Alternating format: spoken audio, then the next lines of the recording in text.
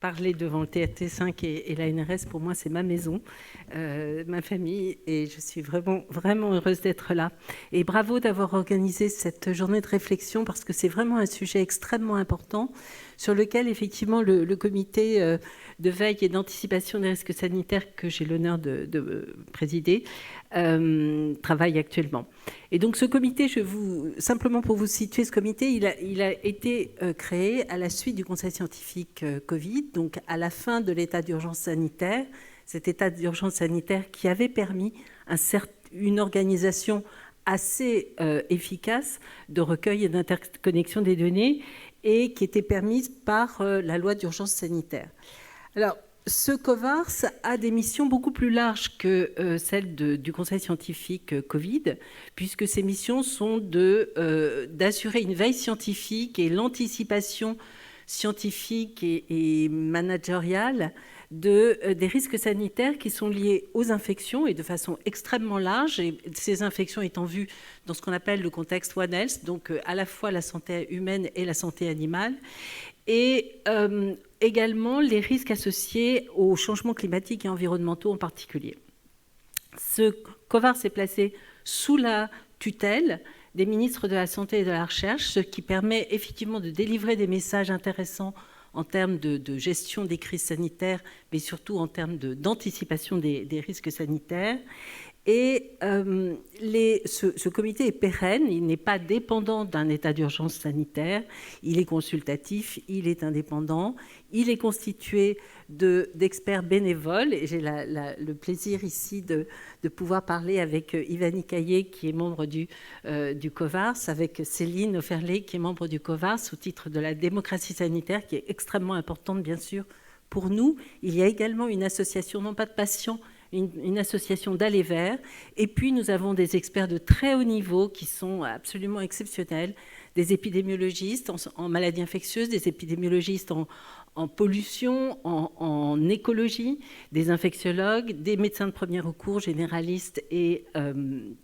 urgentistes, des vétérinaires, des spécialistes des moustiques, spécialistes des vaccins et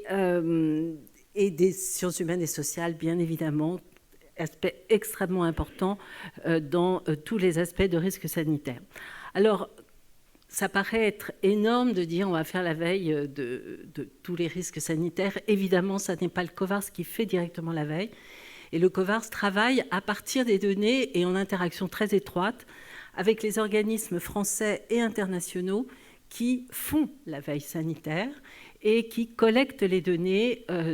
sanitaires sur en particulier les risques infectieux, mais également les risques liés à l'environnement. Et on travaille de façon extrêmement étroite avec les agences de recherche et en particulier, bien sûr, avec la NRS. Alors, nous sommes saisis par le gouvernement et nous avons le droit de nous autosaisir sur des sujets dont nous considérons qu'ils sont des sujets d'importance.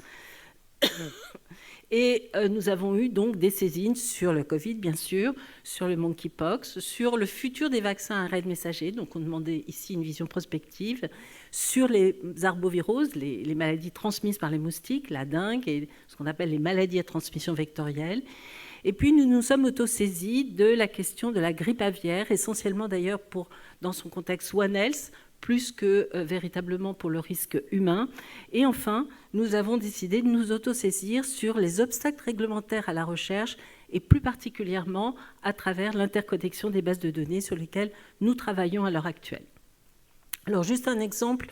des multiples avis que nous avons donnés sur la Covid-19, qui sont tous disponibles sur le site du ministère de la Santé et du ministère de la Recherche. Et pour mettre l'accent sur l'intérêt particulier qu'a porté le COVARS à cette question des bases de données, des petits extraits de ces avis, et en particulier pour illustrer l'importance de l'interconnexion des bases de données, de l'accès aux données pour les programmes de recherche et d'anticipation des risques sanitaires. Et nous avons insisté donc sur la nécessité d'utiliser des bases de données interconnectées pour créer des outils performants de surveillance sanitaire. Vous savez que le système SIDEP qui avait été permis par la loi d'urgence sanitaire et qui a permis de surveiller très étroitement le Covid n'est plus opérationnel et qu'aujourd'hui, nous avons un système de surveillance qui est calqué sur celui de la grippe et qui n'a pas la capacité de nous instruire de façon aussi opérationnelle, bien sûr, sur les nombres de cas et leur gravité potentielle. Dans un autre message, dans un autre avis du COVARS, nous avons insisté sur le fait que la dissociation, il faut que je mette mes lunettes pour lire parce que j'y arrive pas, la dissociation entre le taux d'incidence, le taux de positivité, les nouvelles hospitalisations montre que les gens se testent moins au cours du temps. Et donc, dans ce message, nous voulions insister sur le fait que non seulement il faut interconnecter les bases de données, il faut avoir accès aux données, mais il faut aussi pouvoir générer des données. Et pour générer des données, eh bien, on a besoin de la population malade, la population qui se sent malade et qui se teste. Et on a besoin que ces tests se poursuivent. Et vous savez qu'aujourd'hui, eh bien, nous avons une surveillance syndromique sur les cas et nous avons de moins en moins de tests qui nous permettent d'évaluer la réalité de l'épidémie. Et donc, l'autre point sur lequel nous insistons aujourd'hui, c'est que actuellement, nous manquons de données robustes et les données dont nous disposons, ce sont les données de Santé publique France, qui sont de très bonnes données, qui sont basées sur le recours aux urgences essentiellement et sur des enquêtes flash. Nous avons également accès aux bases de données internationales. Mais quand le gouvernement nous a demandé il y a 15 jours de donner notre avis sur la nécessité ou pas d'anticiper la campagne vaccinale, eh bien nous avons dû baser notre avis sur des données qui étaient les plus solides possibles, mais qui étaient imparfaites, et qui indiquaient qu'il y avait une augmentation de l'épidémie sans pouvoir donner une quantification très précise à cette épidémie. Néanmoins, l'ensemble des données nationales, l'ensemble des données internationales convergeaient pour nous inciter à préconiser l'anticipation de la campagne vaccinale de rappel contre la Covid qui va commencer la semaine prochaine. Un autre exemple, lorsque nous avons été saisis sur le monkeypox, bien sûr, n'était pas dans le cadre de la loi d'urgence sanitaire et l'État a assez bien géré, avec le concours des associations et de la société, cette épidémie, avec une prise en compte grâce aux associations de la nécessité de réduire les risques, et ceci s'est très bien passé. Néanmoins, le recueil de données que l'on a pu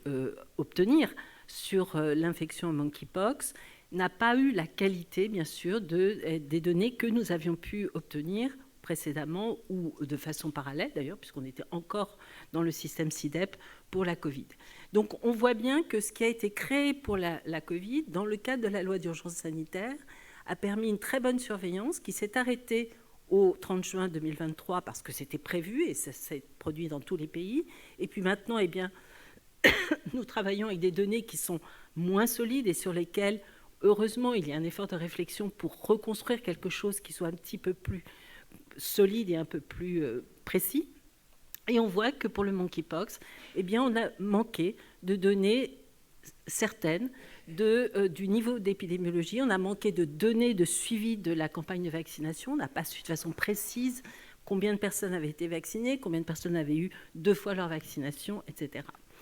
Et j'en profite pour citer le fait que va commencer également la semaine prochaine la campagne de vaccination dans les collèges contre le papillomavirus, qui est vraiment quelque chose d'extraordinairement positif. C'est formidable que l'État s'engage enfin dans cette campagne. Et néanmoins, il n'y aura pas de suivi précis de base de données constituée pour avoir une idée précise de la couverture vaccinale, éventuellement analyser la pharmacovigilance. Et là encore, donc, les bases de données et le recueil de la donnée sont des éléments absolument indispensables pour la surveillance sanitaire de cette campagne, mais également pour les recherches futures. Alors, un autre exemple, dans notre avis sur les maladies vectorielles, la dengue, le Zika et le chikungunya, vous savez que ce sont des maladies comme la Covid, qui ne touchent pas que la France. Et donc, nous avons particulièrement insisté sur le fait qu'il fallait une surveillance internationale. Nous avons insisté sur le fait qu'il fallait qu'il y ait une capacité pour tout un chacun de pouvoir signaler l'existence du fameux moustique tigre avec un système d'information qui soit accessible à la population. Il existe, mais il est obsolète. Et puis surtout, nous avons insisté sur le fait que pour la prévention de la transmission de ces maladies vectorielles par le don du sang ou par le don d'organes, il était nécessaire que les établissements français du sang, l'Agence de biomédecine, puissent être connectés à des systèmes nationaux et internationaux de bases de données afin d'avoir une notion permanente et de veille et une connaissance individuelle du niveau d'exposition d'un donneur potentiel et dans une région particulière, si en particulier il existe un cas de dengue dans cette région spécifique. De même, lorsque nous nous sommes autosaisis sur la question de la grippe aviaire, nous avons insisté sur la nécessité d'une surveillance participative, c'est-à-dire que la société contribue, de la société civile et pas seulement les malades, la société dans son ensemble, contribue à constituer des données en signalant un oiseau mort ou un animal qui paraît en mauvaise santé, et ceci permet de contribuer donc à cette surveillance nationale qui doit là aussi être connectée à la surveillance internationale. Donc dans tous nos avis, une des conclusions bien sûr est que pour mieux veiller et anticiper les risques sanitaires, il est nécessaire de surveiller, il est nécessaire de dépister, il est nécessaire de faire de la recherche. Et pour cela, on a besoin de bases de données. Et actuellement, donc, nous travaillons sur cette question des bases de données. Je ne peux pas vous donner encore les conclusions de nos travaux qui, je l'espère, seront rendus d'ici un mois. Ce que l'on peut dire après l'épisode, la crise Covid, c'est que la HAS aussi s'est manifestée et a considéré que les données de santé étaient un impératif, et un impératif en situation de crise qui permettait de mieux anticiper. La HAS a considéré que l'absence d'interconnectivité initiale des données était un handicap à la surveillance et à la gestion de ces crises et à l'anticipation des contre-mesures ou des mesures thérapeutiques qui permettaient de lutter contre cette maladie, et a considéré qu'il était nécessaire, comme beaucoup d'entre nous, de faire évoluer le système de façon en profondeur, de manière à pouvoir